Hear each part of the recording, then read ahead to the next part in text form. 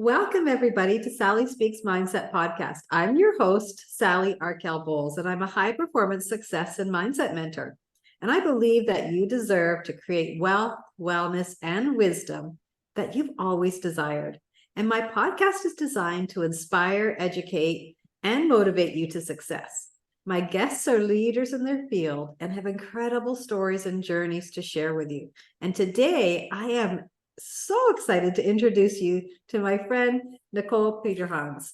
And she is an intuitive relationship coach. Now, you're the first one I've ever heard with that type of a title, but I love the part of the intuition, first of all, because I know intuition is so important. But to be intuitive in a relationship, that as a coach is going to be a pretty exciting podcast today. I'm really excited to talk to you. So welcome. Thank you. Thanks for having me. My pleasure. So now tell us a little bit about how you ended up in this type of career. What's your story? How did you get to where you are today? Well, I'm originally from Switzerland and, grew up there, had my formative years there. And, I was kind of shaped by the German culture and by a mom who enforced this pretty rigidly. So there was, there was a lot of discipline, a lot of rules, and very little flexibility. And a lot of expectations and demands. And at the time, I didn't realize it so much. I just went along and tried to live up to certain standards and not to mess up and appease everybody. And, just kind of go with the flow there. But I had to deal with a lot of criticism and judgment. And I was also criticized a lot what I did wrong and never kind of what I was good for and what I did right. So this turned into a belief of I'm not good enough, or I thought I was never good enough. It was never good enough what I did. There was always more to be accepted.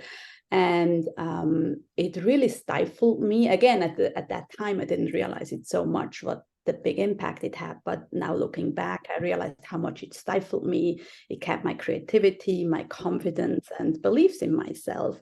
And I became very shy. So I started to hide, I didn't raise my hands in school and just stuff like that. I just did not speak up anymore. And so yeah, I was really more into hiding than kind of stepping up. And then fast forward, I came to the US, and here I just felt free. I just felt like instead of there was one way of doing things, there were many ways of doing things, and people let other people live. Or at least that was my perception of it at that point. And that's what I experienced. And I was free to explore, free to dress how I wanted to, free to say what I wanted to. And nobody would say anything. Nobody would raise an eyebrow, or correct me. And that really opened up a whole different world for me in that regard, of just like, oh my gosh, now I can explore what I want. I can be who I want.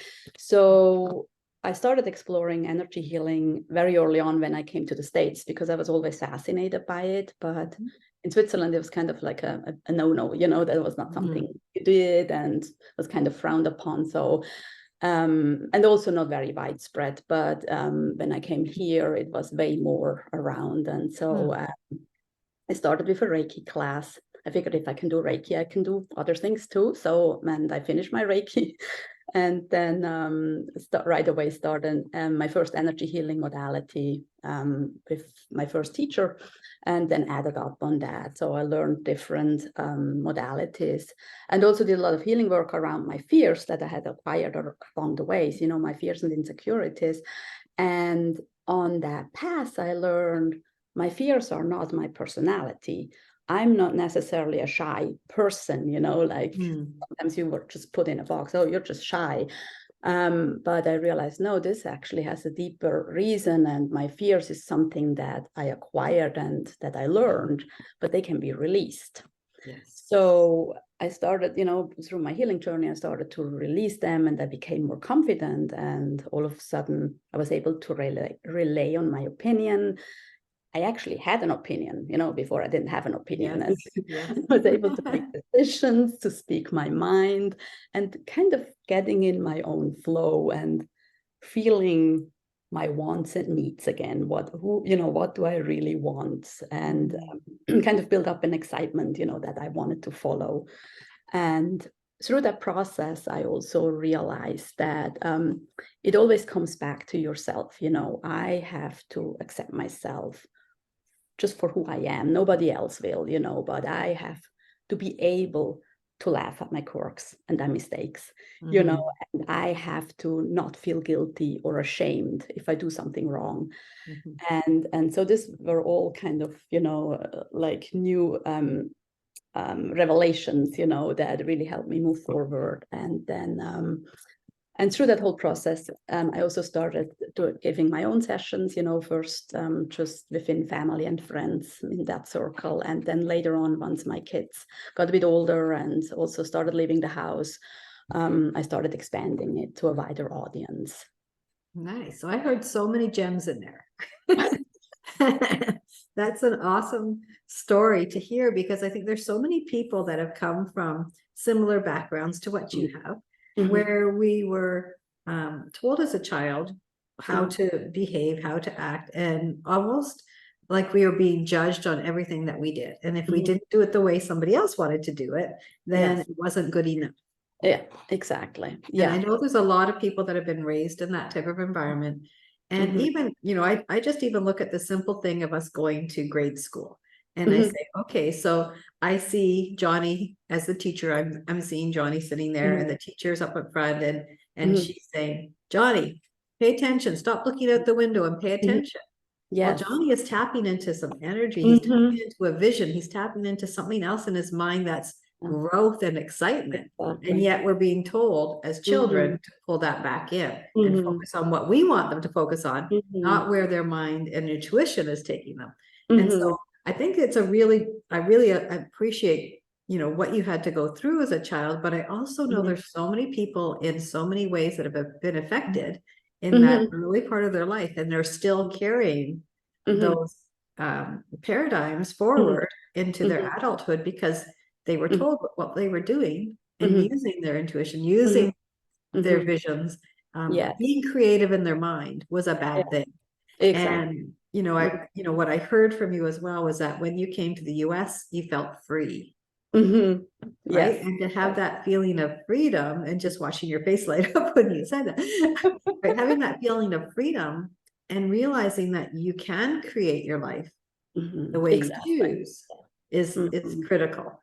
So I really appreciate it. And there's still a whole bunch more that you said in there that I could summarize, but no, but no, this is a good summary here, that that's really how it was like. And it also shows that, we don't always have to go through very deep traumas. I mean, I had a good childhood, I can't complain. I was taken care of well, and, we were middle class, and it was all good, but it was just this emotional trauma that I got that just put me in that box and just kind of made me so small. And some people can deal with this, and they can break out, but for some reason I couldn't do that. But I must say, I also recognized that this was part of my path.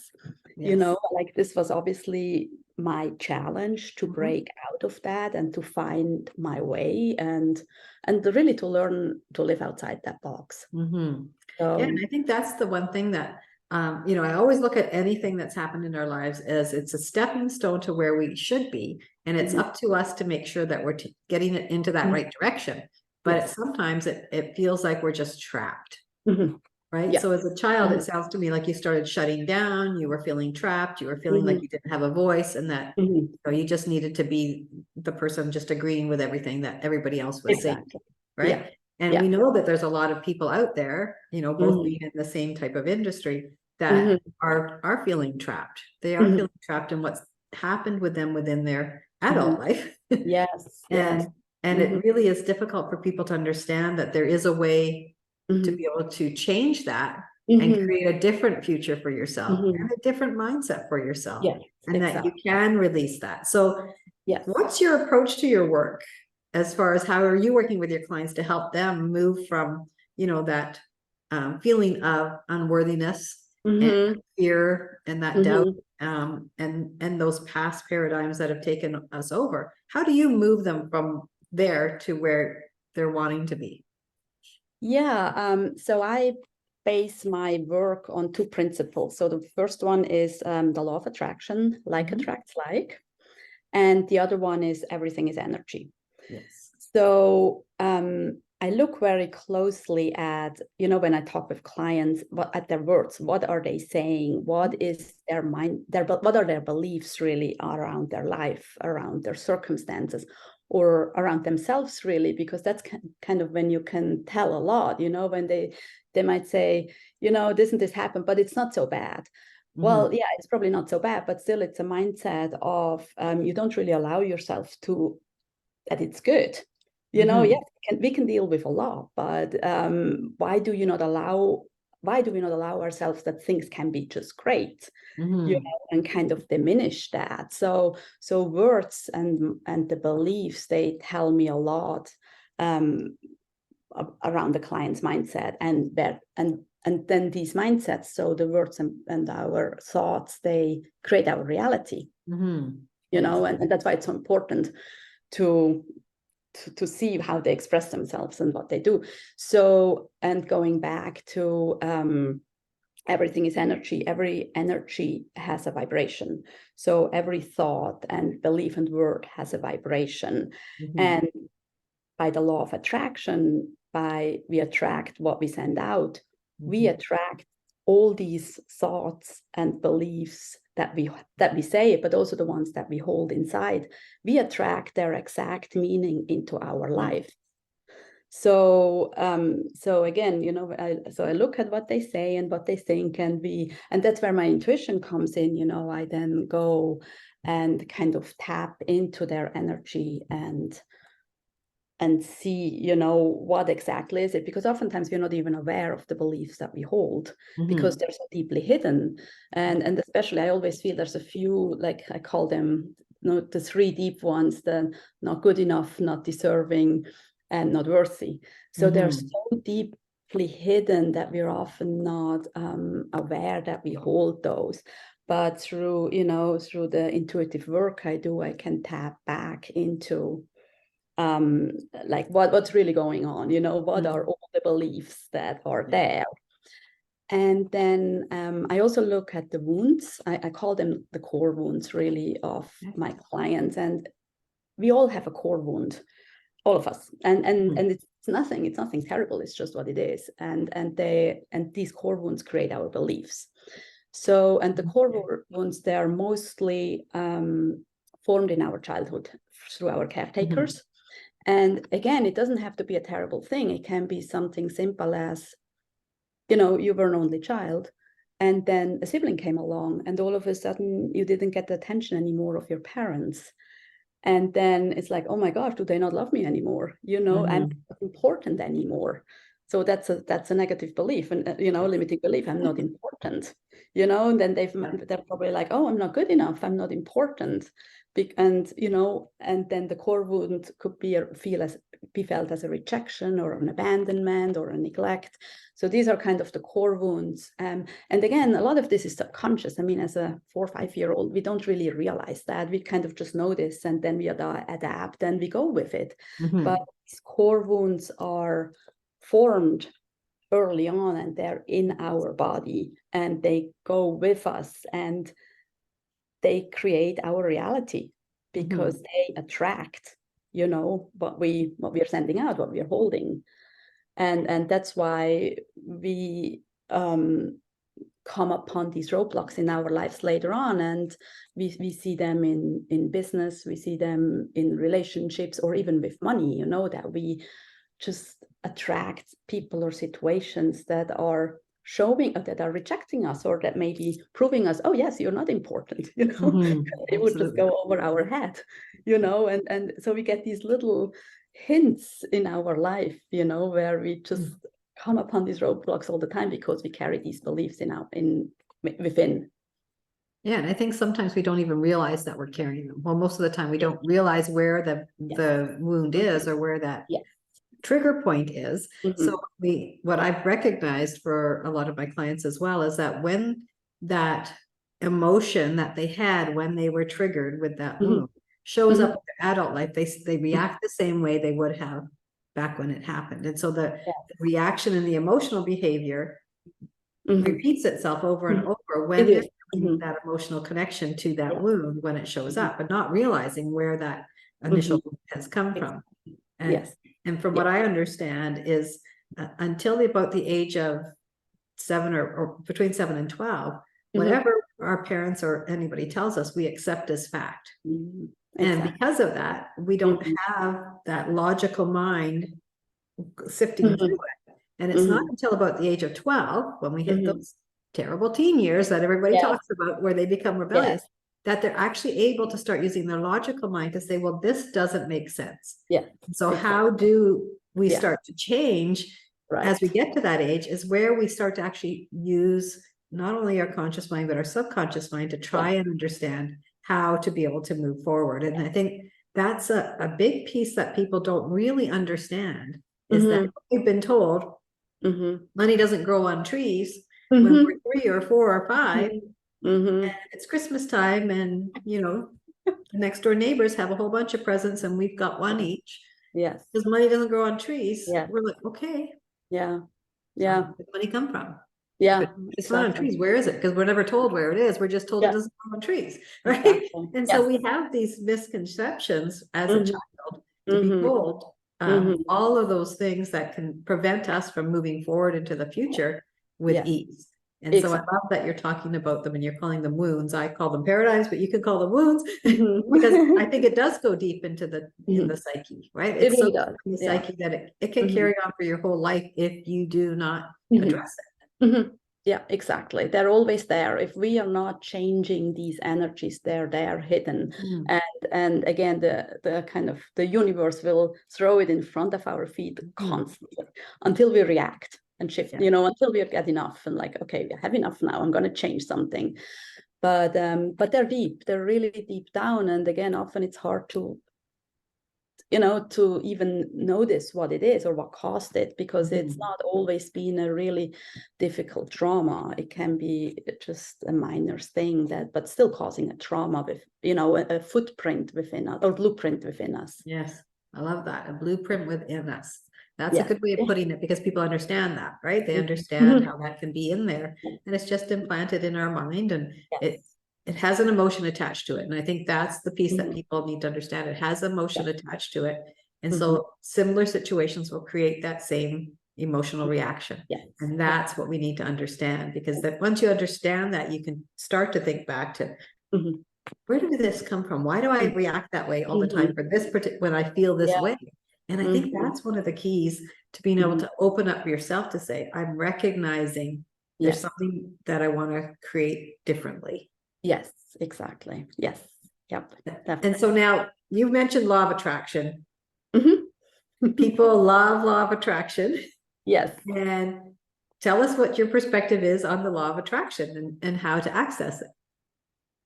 Well, I certainly believe in it, you know, on the like attracts like. I feel like we get to see this a lot in our life, but I also feel we have to be careful, because we can't just, I once actually, when this whole topic became, I think it was in the early 2000s, and it kind of became more widespread, you know, in the mainstream.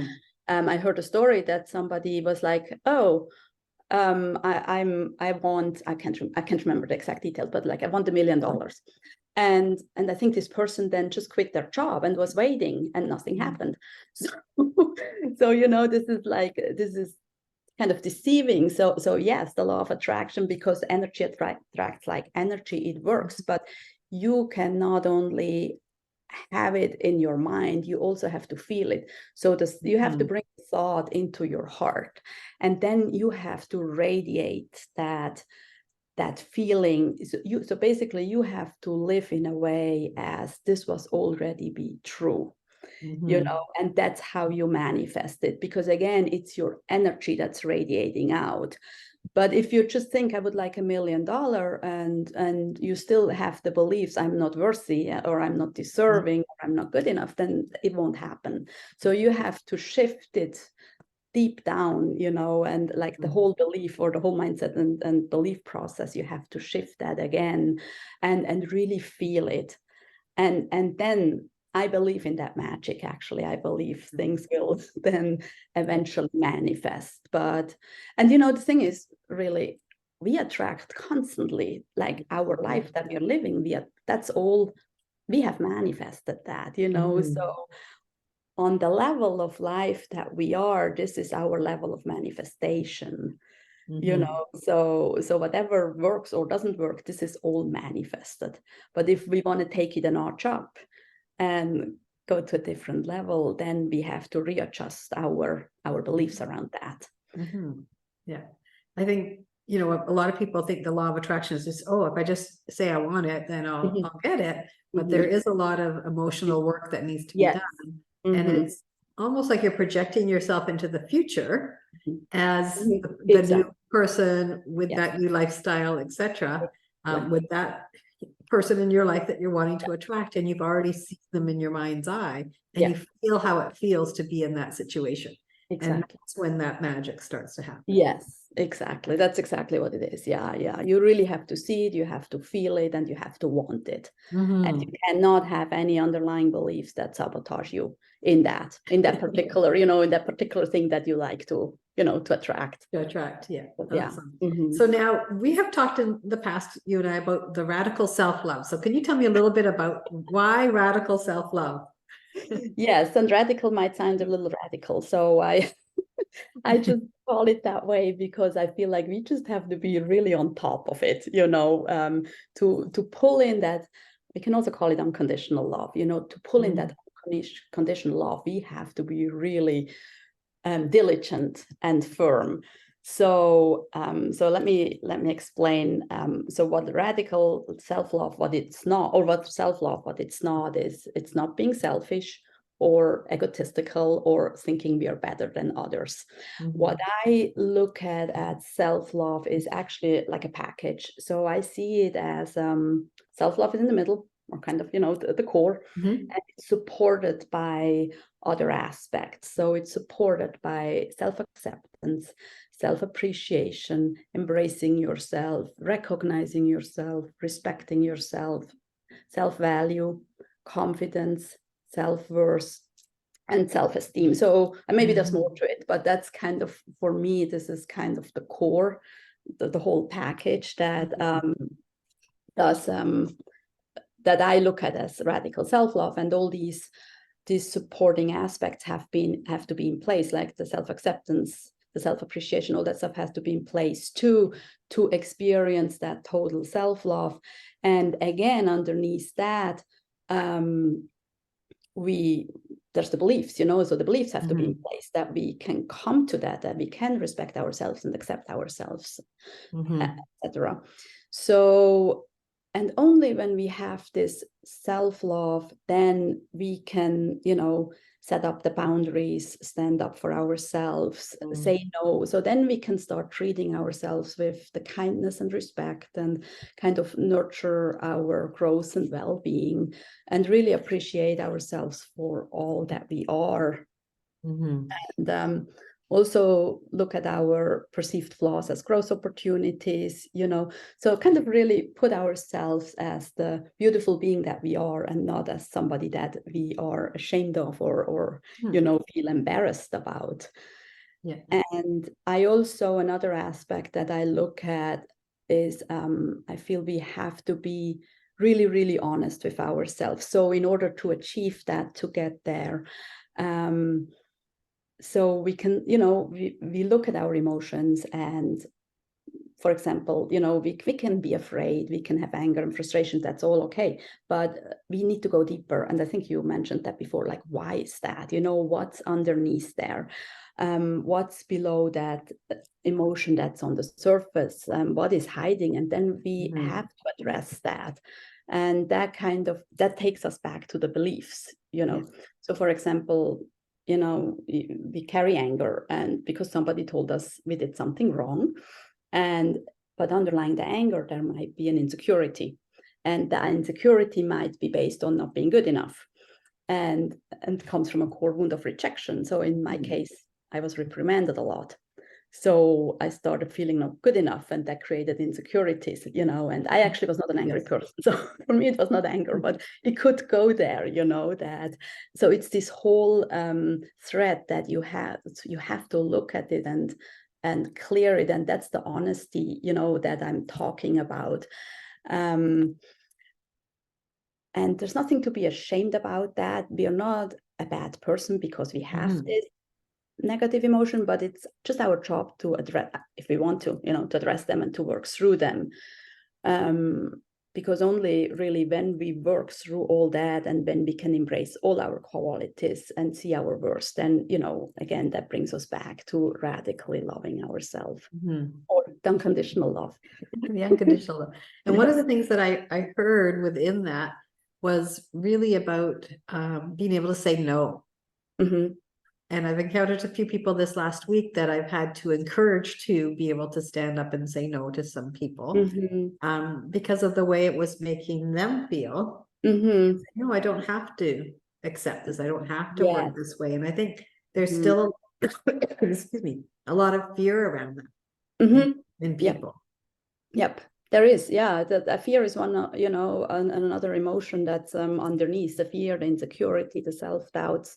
They're really all there. And I had that too, you know. I oftentimes didn't say no. I was kind of a people pleaser, you know, and just went along. So it's hard. And yeah, so, and that's what it is. It's these underlying emotions that we need to work through, you know, to get to the place that shows us in reality where are we not there yet, you know, to really stand up for ourselves. Yeah, and I think that's a really important piece because I see so many people every day in relationships, whether it's a work relationship, whether it's a buddy relationship, whether it's a friend relationship, whether it's a family relationship, there always seems to be someone that's pushing their agenda, I'll call it.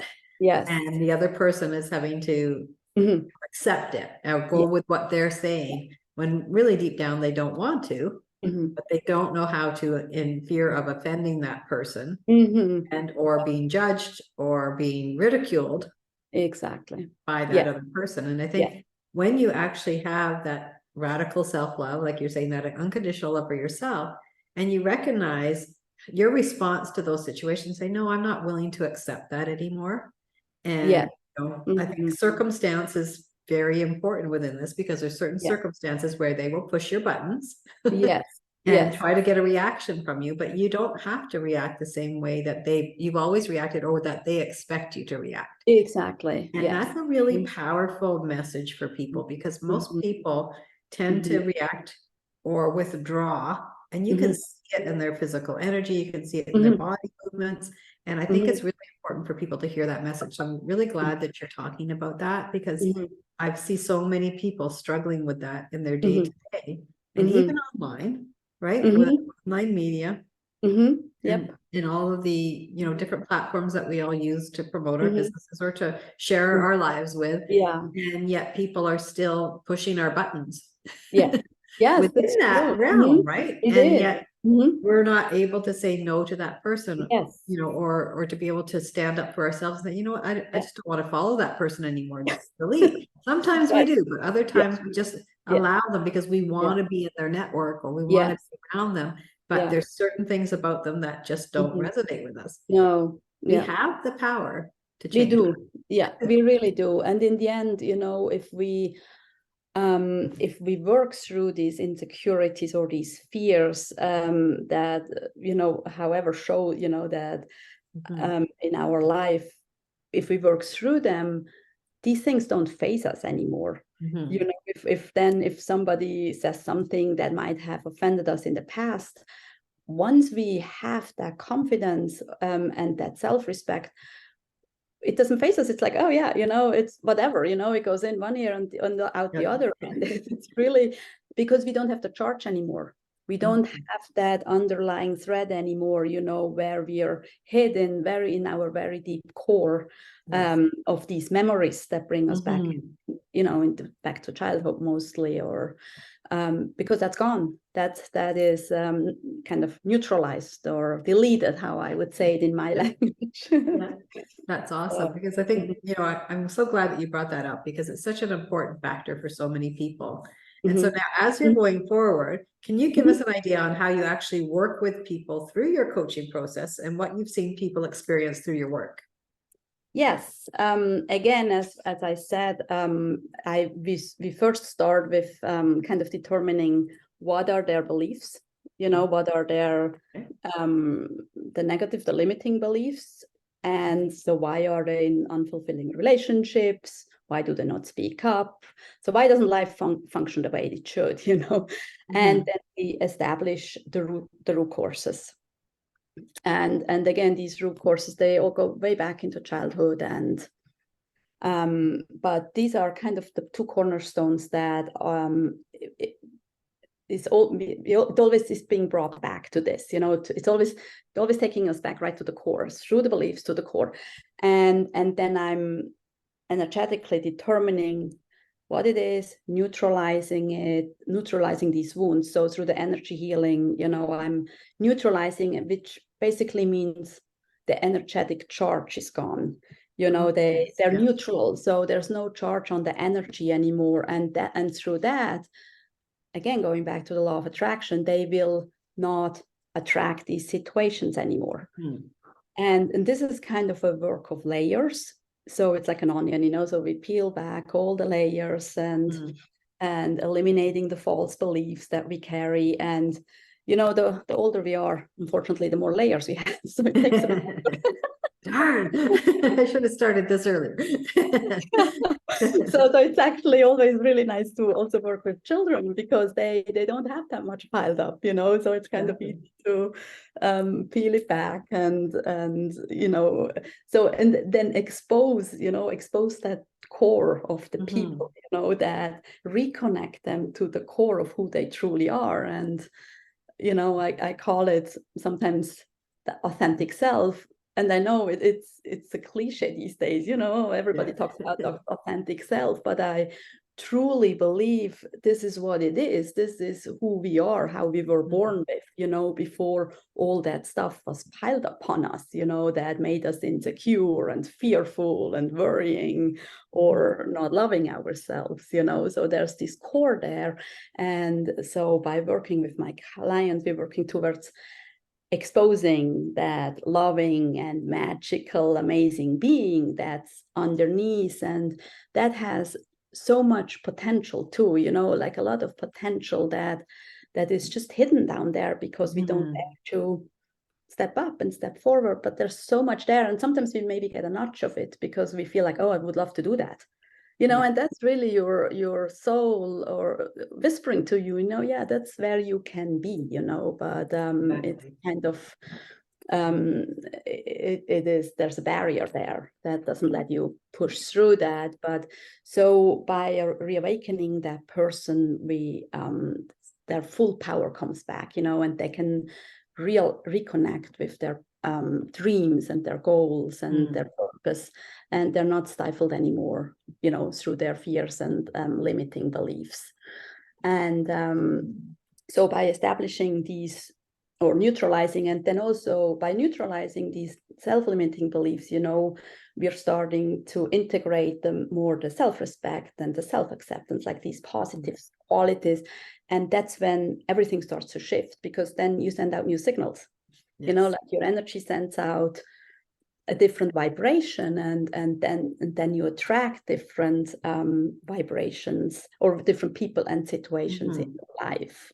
And again, that also brings us back why the relationship with yourself is so important, that it's really the one that you have to cultivate most, it's the self-love is the one that is the foundation for every other relationship and for what you bring into your life. And we only have the control over ourselves. Yes. We can control what we do with ourselves, but we can't control somebody else. And so exactly, we want to make sure that we're showing up as our best self. Yes. Our boundaries set and our understanding of where we've come from to where we're going, and really feel appreciative of who we're growing into, because life is all about growth.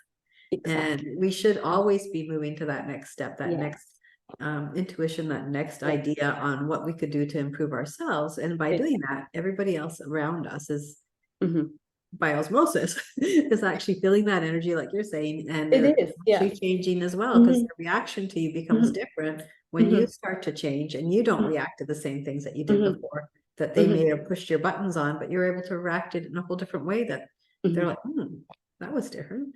And it didn't feel so bad, and it didn't, right? Yes. It's very interesting when you watch people that are transforming, even if their partner or their sister or their whoever it is in their life isn't changing alongside, but the impact you can have by the small changes that you make on yourself definitely have that ripple effect around everybody else. It does. It definitely does. Yeah. And you know, some people will fall away. Not everybody will agree, because you kind of sometimes don't feed their agenda anymore. You know, they don't have somebody anymore that they can use or pound upon. And that's okay. That these are not the people you want into your life. But the nice thing really is you do attract people that see you for who you are, you know, and support you, and are also vibrating on that very high level, you know, of self-love, you know, and of self-respecting themselves and all that. And that's a whole new ball game then, you know, you're not in the drama anymore and in the misery anymore and in the kind of like all these problems and issues, but there's always, it's more of this positive environment, you know, that's, and I'm not saying that there's no problems, you know, there always will be issues or problems, but there's the openness to, or a knowing that, yes, I can deal with this. And I have the support, and I have a positive support to deal with that, you know, and there's always a way. There really is. There's always a way. So, and then it becomes exciting and it's kind of curious. You're like, oh, what's next? You know? I know. And once you actually see the change in yourself, you know, because I know there's a certain, my husband used to say something to me about my reaction and that I was like one of my sisters. And it's like, well, of course I'm like one of my sisters. There's 5 of us and I gotta be like one of them. But it was how I was reacting to certain situations. Yes. And so it was very interesting when I recognized me doing a reaction to that one day. I immediately thought of his comments and changed my reaction, so I wouldn't have that same behavior show up. Because it's like, sometimes you need somebody else to bring that forward to say, this is how you're acting. And I never really liked that. Okay, great. I can change that. But you know, it's just an automatic replay of what you're doing, your reaction to that emotional and circumstance. So it's just a normal element of us. But once you're aware of it, you can change it. You do have the power to change it. And I love that because I've become aware of how to do this. Because I'm able to do this now. Exactly. Because a few years ago, I didn't understand this in the same level that I do today. So it's made a huge difference for me as well to just be able to be recognizing of that. And then also to understand that any circumstances that happen in my life, I do not have to react to them. I can just accept them and say, that's interesting. And move on and not react and just take it in, absorb it, let it go. And move forward. And I think, you know, there's a couple of little tips there, but tell me, what modalities can people expect to talk to you about when they come in? So what are your modalities that you focus on? Well, I kind of practice my own thing. I have a big influence is the Yuan method, Dr. Yuan. That's my first method that I learned. And I still kind of base it on that. And this method kind of looks at your body like a computer. So, you know, the energy is either strong or weak. So you're either on and off. And so, you know, if your energy is strong, then this is not an issue. So I kind of go, and now it's intuitively, you know, I just tap into the energy that's off. And in the past, I was following the protocols, you know, on, off, what is on, off, you know, but now I don't need those protocols anymore.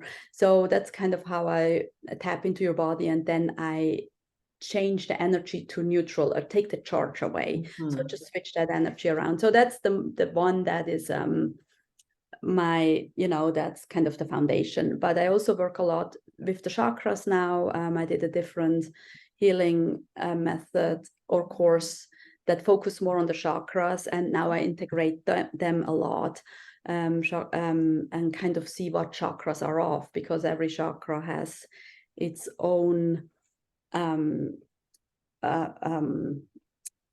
what is it, like what they represent, you know, like for life, and they have their own qualities, and they can be blocked or, you know, so certain, whatever issue it is, they block certain chakras or close certain chakras. So I also check the chakras. So if I do an energy healing session, I always go through the chakras and check all the energies and just adjust everything and you know, take the charge off. I also studied the Akashic records, so I do Akashic records readings. And this is, I mean, it's very similar. We also go into work with the energy. We go into the fifth dimension, and there it's more working with vision. So we see what is coming, what vision is coming, and then what does the vision tell us what's off. But again, I'm a clairsentient, so I feel a lot. I also see some, but I feel more. So within those visions, I again start to feel, you know, what is this vision wanting to tell me, and then through that I start clearing again. So I use the vision as kind of an input, you know, of what direction we have to go. And then you also still practice Reiki? No, not so much. I use Reiki more for I use more for like for our pets. Okay. But yeah, so no, that's something I kind of moved on pretty fast, and I just never really got into it. I was more fascinated with what was coming along the way. Awesome. Well, this has been so insightful, and I've really enjoyed having this conversation with you today, Nicole.